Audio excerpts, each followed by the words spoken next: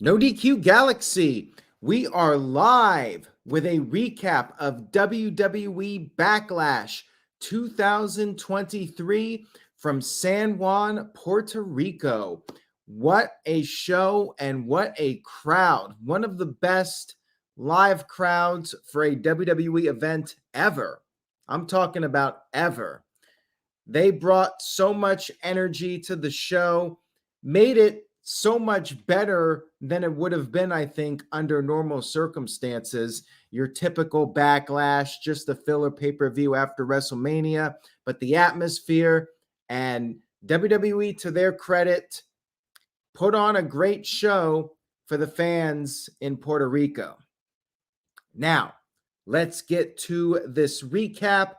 Shout out to everybody in the chat room. And while super chats are very much appreciated, please try to stick to the topic if possible. I will make sure to get to every super chat, but it might not be at the time you send it if it's not regarding the match or topic that I'm discussing.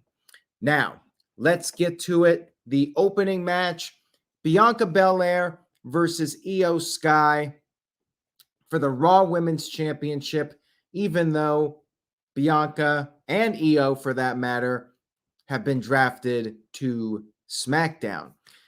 Crowd was red hot for this match, and it was very interesting because they were cheering Iyo, who was the heel in this match, and they were booing Bianca Belair, which is rare. Bianca almost always gets cheered, and certainly not booed to this level. The This Guy Experience says Bianca Cena. It was very much like that. It had vibes of a classic John Cena match where John Cena was clearly the good guy in the storyline, but was being booed out of the building by the fans. And the crowd just kept chanting for Iyo throughout the match. And every time Bianca started to gain the upper hand, they would boo her. We had the exchanging of punches, and the crowd did the boo and yay. Bianca started to make a comeback. Iyo had targeted the left arm of Bianca, but Bianca was selling the arm, and she managed to deliver a military press slam with one arm, and Iyo managed to recover from that, continued to go after the arm. And Iyo went for a top rope Hurricane Rana, but Bianca countered it with a sit-down powerbomb. Iyo somehow kicked out of it. Iyo was holding her own, and at this point, Damage Control showed up. And I'm thinking to myself, these two ladies are having a great match. We don't need the outside interference. But basically, the storyline is that Bayley and Dakota actually perhaps prevented Iyo Sky from winning the title. They got involved. Dakota took a cheap shot. Referee was distracted. Iyo went for the moonsault, but she missed. And Bianca did end up picking up the win with the KOD. Really good match here. I would say it was Iyo's best match on the main roster. She really got to shine in this match. Crowd was reacting to her like a superstar. And now I guess we'll see what happens with Damage Control, if this is the start of the breakup. But in my opinion, I would not have even bothered with the interference. Like, I think they could have just done a straight up match with a clean finish, and Iyo would have looked like a star coming out of it. I really don't think the interference was necessary in this match. Like, they could have done something like this on SmackDown where Iyo's in a match and Damage Control interferes. I don't think it was needed in this particular match. But overall, great match to open up the show. We had Seth Freakin Rollins versus Omos. And this was pretty much what you would expect. But the thing is, Seth Rollins really did a lot to make Omos look like a monster. And Rollins, he was like a man on a mission, not the tag team, but he went out there and he really did everything possible to make this a great match. And dare I say, I mean, I think it's pretty safe to say, I mean, the bar was never really set super high, but I think this was Omos's best match of his career up to this point. Caleb Jacobs sent in a $2.89 super chat, says, I think I won the predictions league. I missed one. Congrats on that, Caleb, if you did win. I did not win tonight. I did well, but the matches I were not confident about, I got wrong. So there you go. The ones that I felt confident in, I got correct. So Omos dominated early on, as you would expect. Crowd was singing Rollins' song, and Omos took a cheap shot before the match even got started. Rollins was basking in the singing from the crowd, and Omos took him out with a big boot. And Rollins started to make a comeback, went for a dive, but Omos caught him and slammed him onto the apron, tossed Rollins back over the top rope into the ring, and Rollins made another comeback. He came off the top. He had a tornado DDT, came off the top with a frog splash. Omos kicked out at 1. Omos was putting up a fight here. Rollins finally managed to hit a curb stomp. Rollins knocked MVP off the apron, hit another stomp, but Omos kicked out at 2, kicked out of 2 stomps at 2, and Rollins, he was getting desperate at this point, so he went up to the top and hit the super Rollins stomp, coming off the top rope with the stomp, and finally got the 1-2-3 victory. So they made Omos look as strong as possible in defeat here, and this was as good of a match with Omos as you're going to get. Like, I'm not sure who could get a better match out of Omos than Seth freaking Rollins. So yeah, very solid match here with these two. This guy Experience sent in a $2 super chat, says Omos looking better, taunting Seth, bad, and then 3 stops. Omos, to his credit, every match he seems to be getting a little bit better and better. So maybe there is something to him being the next great giant in wrestling. You never know.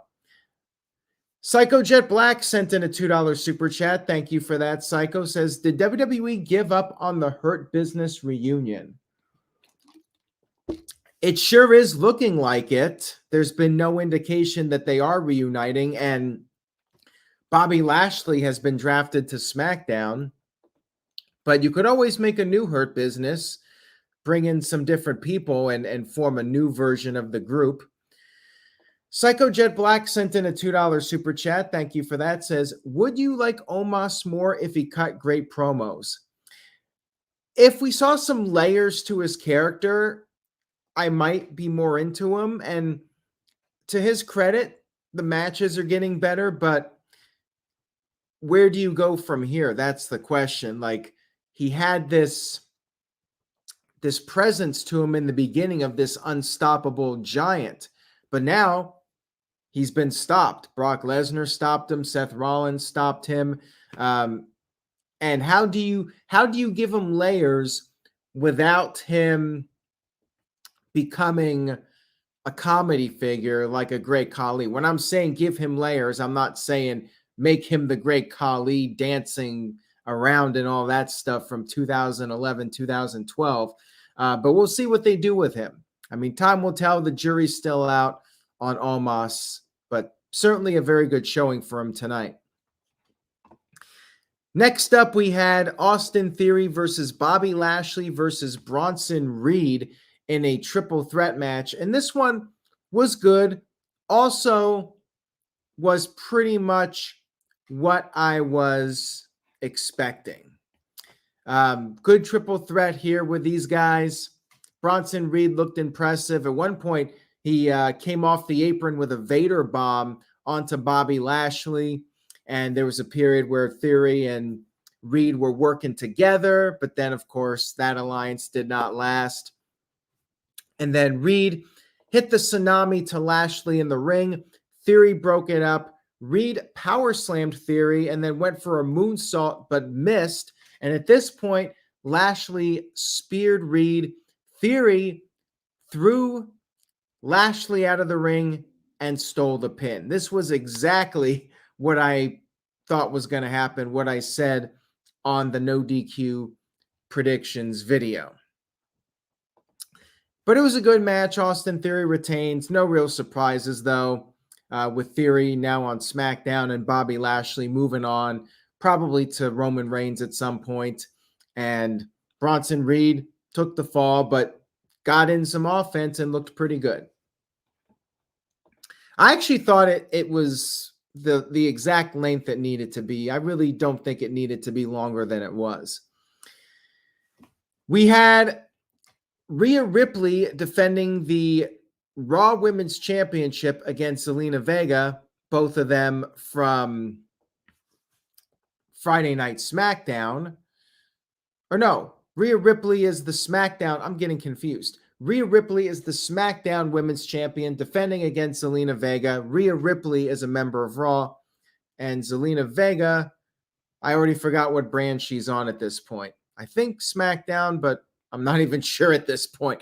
I'm so confused about the draft and where everybody is at this point, and I'm also getting old. The This Guy Experience sent in a $2 super chat, says, the Vader bomb to the outside was awesome. Reed is good.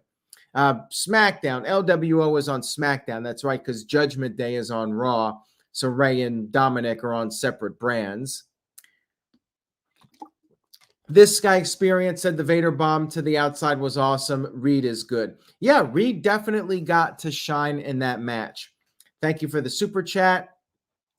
And this match was more about Zelina Vega getting her moment. We all knew she wasn't going to win. And it was more than a squash match. Zelina did get some offense. And Ryan had an interesting comment here that Rhea Ripley and Damian Priest had white attire, even though they were the heels in this match. And I think Corey Graves mentioned on commentary that they are wearing white because they feel that they are the heroes in their stories.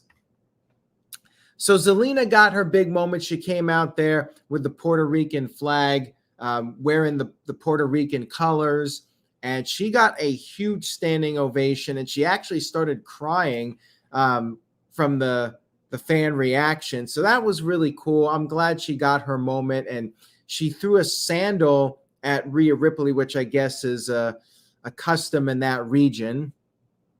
And, pretty much the kind of match you would expect. Zelina using her speed to try and outmaneuver Rhea Ripley, and Rhea was arrogant with her covers. Zelina kept fighting for a while. She even delivered the 619, went up to the top, hit a Meteora, but Rhea kicked out. Eventually, Rhea got the win, pinned Zelina with the Riptide, and after the match, Zelina got a nice moment to take in the applause from the fans. They gave her another standing ovation. So yeah, for what it was entertaining, and I'm happy for Zelina that she got the moment. She would have never gotten this title match on a pay-per-view for any other show, but for this show, she got that moment. So very cool for her to get that. Psycho Jet Black sent in a $2 super chat, says, just rename the women's titles to something else. Yeah, I mean, that's definitely something they could do. Rename the Raw women's title to the Women's World title, and the other one can be the Women's Universal title. I don't know. They could do something along those lines if they truly wanted to. Oh, and Walter says the sandal is a way that Puerto Rican parents discipline you. They do it with a sandal. Well, there you go. Thank you for that. And Richard also saying that's what we got, whooping from our parents. Moving on here, And yes, I said it's a custom because I had no better way to describe it. I had a lack of a better term. We had Bad Bunny versus Damian Priest in what I think should have been the main event of the show. Like, these guys went out there and had an all-time classic as far as I'm concerned. This match, I think, was the most memorable of the evening for many reasons, which we'll get to here in just a moment. Bad Bunny had a huge entrance, and I still don't really know any of his songs, but I respect the guy. Like, he came out there and the crowd was singing his song, and they love him. And that's the thing about some of us in the United States. We might not be familiar with Bad Bunny, but in the Latin American world, he is a huge, huge deal. And this show is Exhibit A. You hear that reaction. Like, he got a Steve Austin level reaction when he came out there. So, it really puts things into perspective. If you're not a fan of Bad Bunny, you can watch that and really see visually and hear it too, how much of a big deal he is to the Latino audience. And yeah, I mean, it's a great way for WWE to continue expanding into those regions of the world, because Bad Bunny is a really big deal, whether you like his music or not. And he's a superstar. He is no doubt a superstar, and he's absolutely bringing in some eyeballs to WWE. Michael sent in a $2 super chat, says, can auto-tune Bunny go away and never come back? Well, I think that's a disrespectful comment, but I do thank you for the super chat. The guy is busting his ass to deliver in WWE. So regardless of what you think about him, like, he's putting in the work. And Michael sent in another $2 and says, I am Puerto Rican and I dislike him very much. Well, I mean, he's not going to be everybody's cup of tea, but I think you have to respect the guy for going out there and working hard. Like, the thing that I never liked was when celebrities came in and they were clearly there for the paycheck. And I don't think that's the case with Bad Bunny at all. I think he truly loves the wrestling business and wants to add to it and not just show up and plug something or collect a cheap paycheck. Walter Cruz sent in a $6 super chat. Thank you for that, Walter. Much appreciated. Says, this should have definitely closed the show, especially with the cameras that happened. And I called Carlito, but I didn't even think about Savio Vega. Yes, we had a couple of cameos in this match, which we'll get to here in a few moments. I love the camera work, by the way. They had the drone once again, like they did on SmackDown. Very awesome visuals on this show. And for Bad Bunny's entrance, he had the shopping cart filled with weapons, kind of like a little tribute to Raven. I'm not sure that was what they were going for, but it was fun. And Endeavor representative sent in a $5 super chat. Thank you for that. Said, I am currently on the phone with Triple H demanding to know why Damian Priest lost to a non-wrestler. Steve Austin would have never allowed it. Thin ice. I mean, I was very confident that Bad Bunny was winning this, as he should have, because he is the celebrity star and he's not here for a one-off. Like, keep in mind, when Bam Bam Bigelow lost to Lawrence Taylor, Taylor was there for one match. He was there for the paycheck. Let's be real here. Bad Bunny's coming in and he's doing a lot for WWE, and he's invested. He's there for the long haul, and that is a big difference. So it's not like an outsider coming in and beating an established guy and then leaving and never showing up again. Very different. Psycho Jet Black sent in a $2 super chat, says, $100 for you to rap a Bad Bunny song? I mean, it would be the worst rap of all time, but if you want to send me $100 and it's not a fake super chat, then I guess I could pull up the lyrics and try, but it's not going to be pretty. Would you really want me to embarrass myself like that? I suppose I'll do it, though, if you want to send a legit $100. Psycho Jet Black sent in a $2 super chat and said, Savio Vega is more over than Bray Wyatt. Savio Vega was very over on this show, more over than he's ever been in his entire WWE career. Let's be real here. I mean, the pop he got was massive. And Building Nexus with a $2 super chat says, Bad Bunny versus Logan Paul? That would be interesting, although I feel like it's more effective to do celebrity versus wrestler. Like, they could do that, but somebody can get the rub. And even if he's losing, Damian Priest is getting the rub being in there with Bad Bunny, just like The Miz is getting the rub being in there with Logan Paul. And even Seth Rollins being in there with Logan Paul, it's elevating Rollins. Rollins is being put in a high-profile match. And I think the wrestlers enjoy doing the matches with the celebrities when it's clear that the celebrity wants to be there and is working hard to have the best match possible.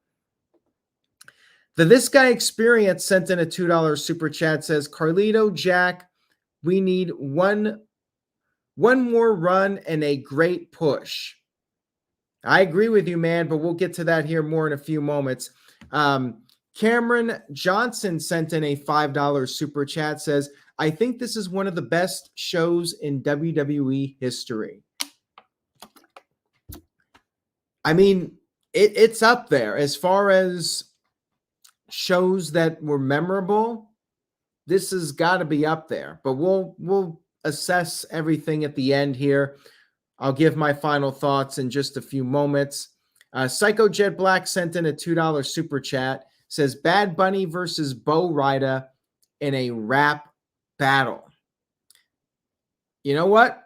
I'll go with Bad Bunny to win that. How about that? But you know what? If they got nothing going on with Bo Dallas, you might as well bring back Bo Rida, right?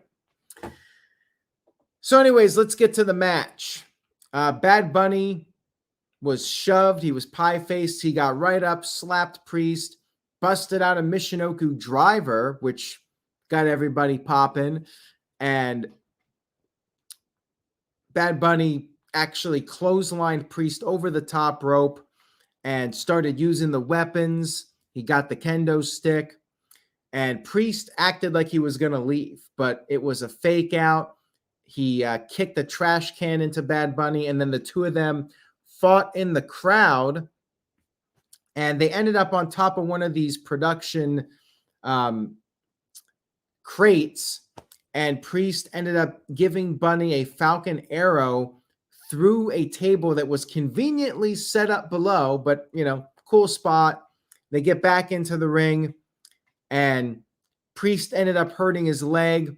Bunny took advantage of it. He was using the steel chain that he had. He used the chair, worked over the leg, and Damian Priest started to beg, but again, it was a fake out, and he kicked Bunny in the face. Bunny responded with a low blow, and at this point, Judgment Day showed up, which you expected. This was a San Juan street fight. Anything was legal in this match. Judgment Day came out. Rey Mysterio made the save, but he was overwhelmed. The numbers were against him, I should say. And maybe the odds too, being outnumbered. But then I spit in the face of people that don't want to be cool. Carlito made his grand return, first time since that 2001 Royal Rumble during the pandemic when there were no fans. And man, massive pop for Carlito. Like, you could tell that this was a hardcore wrestling crowd. And they were so into Carlito.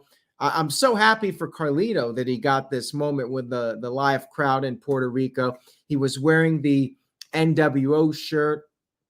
He made the save, and Finn Balor and Dominic Mysterio tried to escape. They were leaving the ringside area, but then Savio Vega showed up and also got a big pop. And like I said earlier, biggest pop of his career. Like, he was never this over during the Attitude Era, during the New Generation era, 95, 96, 97. Carlito's gotten some big pops, but this was maybe the biggest pop of Carlito's career too.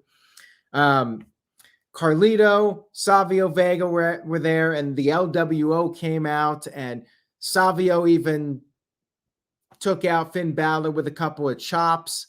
And then back in the ring, the match continued. And you had Bad Bunny trying to finish off Damian Priest. Priest was kicking out of stuff. Priest kicked out of the sliced bread number 2 after going headfirst into a steel chair in the corner. But eventually, Bad Bunny, after using a steel chair, he finished off Priest with the Bunny Destroyer. Absolutely loved this match. Fantastic. Brilliant as far as I'm concerned, as far as utilizing the Puerto Rican hometown heroes, the hometown guys, Savio Vega, Carlito. Perfect time to bring them back. Carlito even spit the apple in Dominic's face for the big pop. Loved it. Bad Bunny got the win here. Extremely well executed match. And afterwards, everybody got in the ring. Savio was also wearing the LWO shirt. I think this should have been the main event. Everybody hoisted up Bad Bunny with the Puerto Rican flag. And this was a great visual. This should have ended Backlash. But we still had more matches to go. We had 2 more to go. And up to this point, I was 5-0 in my predictions.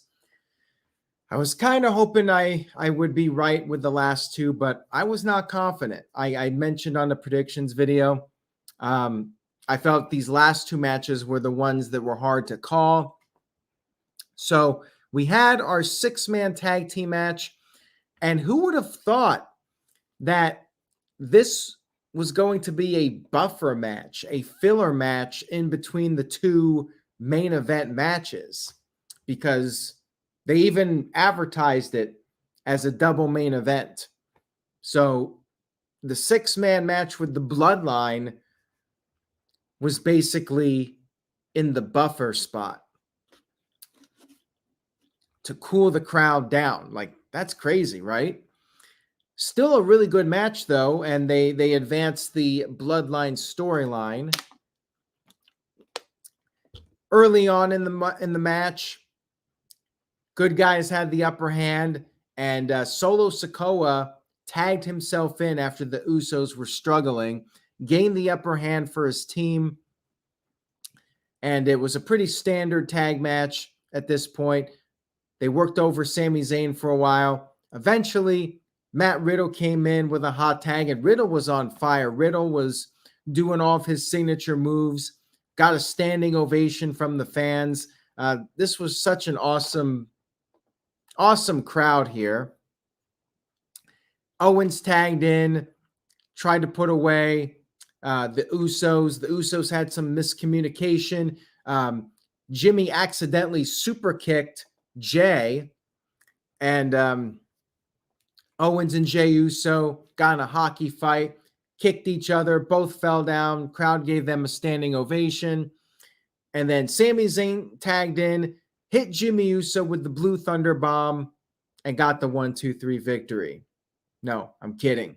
Of course not. The Blue Thunder Bomb never ends a match, except for the one time it did. Or maybe 2 times it did. But anyways, it almost never gets the job done. Now, the Usos started to regain control. Jey Uso was trash talking. He blamed Sami Zayn for all the Bloodline's problems. Jey was going to finish off Sami, but then Solo tagged himself in. Jey was pissed off about this. Jey tagged himself back in, told Solo to get back on the apron, and then Zayn took advantage, haluva kick to Solo, knocked him off the apron, and then Zayn hit the haluva kick to Jey, but Solo broke up the pin. And I actually thought this was going to be the end here, but it continued. Things broke down with everybody in the ring. Solo, with all this chaos going on, almost gave Jey the Samoan spike, and he had to stop himself. And things got a bit heated. Jey was yelling at Solo. Riddle then gained the upper hand on Jey, but Solo was able to tag in when Riddle was not aware of it. They do this all the time in these matches with the blind tag, and the one participant doesn't know that a tag was made. And Solo came in, Samoan spike, got the win for his team. I missed this one. Bloodline picked up the victory here, but they accomplished what they needed to. Solo got the win, and Usos were having a lot of issues in the match. Solo was the one that ultimately held it together for his team. Building Nexus sent in a $2 super chat, says, we getting one more Sami and KO versus Usos match? I don't think so. I think this is it. I think this was the blow off to the storyline. I think KO and Sami Zayn will be on Raw now, doing their own thing and probably engaging in some new feuds. I think this was it. And Psycho Jet Black sent in a $2 super chat, says, would a Red Thunder Bomb win a match? You know what? Anything's possible, right? Maybe you change up the move a little bit, call it the Red Thunder Bomb, and it could suddenly be very effective. I mean, in the world of wrestling, the world of absurdity, anything's possible. So this was another good match on the show, despite being sandwiched between the two main event matches. Sounds like it's raining outside, so hopefully we don't lose the feed. Hopefully the internet holds up. I can hear the rain. It must be coming down pretty hard. Main event time. Cody Rhodes versus Brock Lesnar for no title. Just Cody Rhodes looking for some revenge.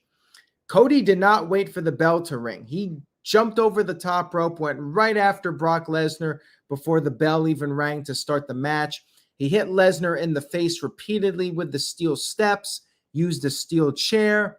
They got in the ring. Referee took away the steel chair, started the match, and Cody continued the assault on Lesnar. But then Cody went for a cutter. Lesnar caught him, and Lesnar began to take Cody to Suplex City. Lesnar repeatedly suplexed Cody, and Cody tried to hold on at one point and grabbed onto the turnbuckle pad, ripped it off, and was suplexed. And this ended up playing a role in the match as it progressed because the tide turned. Lesnar got sent into that exposed turnbuckle, and he must have hit pretty hard because Brock Lesnar was busted open the hard way. He was gushing blood, and Cody started wiping the blood on his chest. He was enjoying the blood. They were going to have blood one way or another. If they can't purposely blade, they're going to do the hard way blood. We've seen it in other Brock Lesnar matches. And Cody was punching Lesnar, continuing to work over the wound. And Cody hit 2 crossroads. Lesnar kicked out. Lesnar rebounded with an F5, but Cody kicked out of that. And Lesnar then applied the Kimura lock. However, Cody was able to counter the submission, turn it into a pin, and got the victory over Brock Lesnar. So very abrupt and sudden ending. The blood definitely added to the match. It did feel a little bit anticlimactic at the end, and they abruptly went off the air. Cody celebrated, and this was un-WWE like. They went off the air relatively quickly after the finish, so there wasn't much time to really digest the finish. But yeah, Cody did pull off the win. Wasn't a decisive win. He did bust open Brock Lesnar and got through it. And they're probably still going to do a rematch, and Brock can argue, well, Cody jumped me, and maybe they're going to do like a no-holds-barred match or something like that. I mean, I'm expecting another match with these guys for sure. Psycho Jet Black sent in a $2 super chat, says, blood made the match more interesting. I agree, man. And I think that it was likely done with intent to bleed, getting around the rule that there's no blood by doing the hard way blood. Thankfully, they did not try to stop the match or anything. That would have brought it down for sure. And speaking of that, this guy experience with a $2 super chat says, so why no stopping match like Finn at the Hell in a Cell match? Well, with that, I mean, if you saw the picture of his wound, his head was split open really bad. Brock was just bleeding a lot.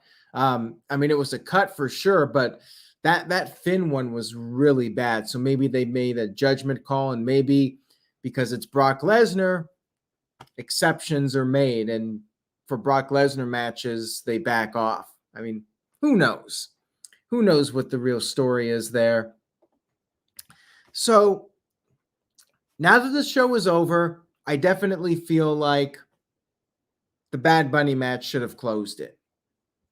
But as it was, the atmosphere, no match was bad. Every match was at least pretty good. I mean, there were no real weak points on this show. Like, everything I felt delivered. So I'm going with an A. I think this was an excellent pay-per-view. I think we will remember it for many years.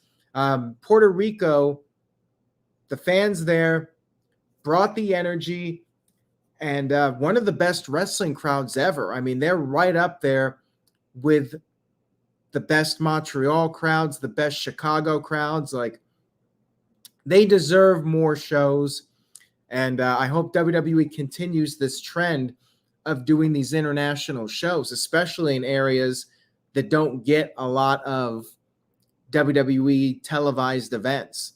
Paris, France got a house show last week, and they were really hot from the videos I saw.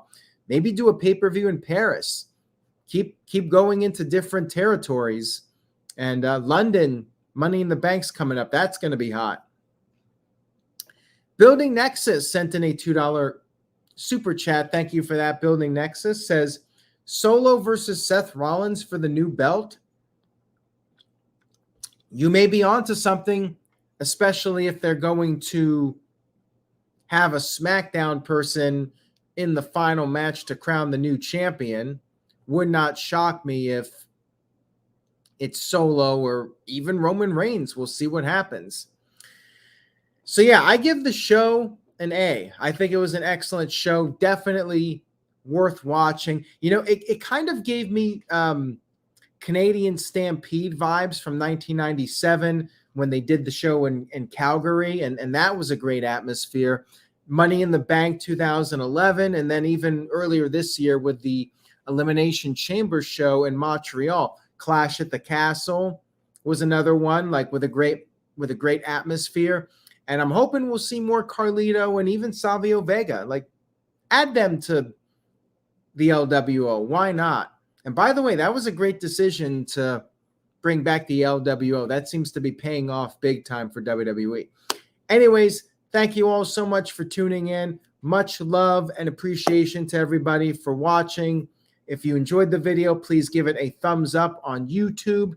Tell a friend. Spread the word about NoDQ.com. Have a great night, everyone. Take care. And remember to say yes to NoDQ.com. And I will see you all next time.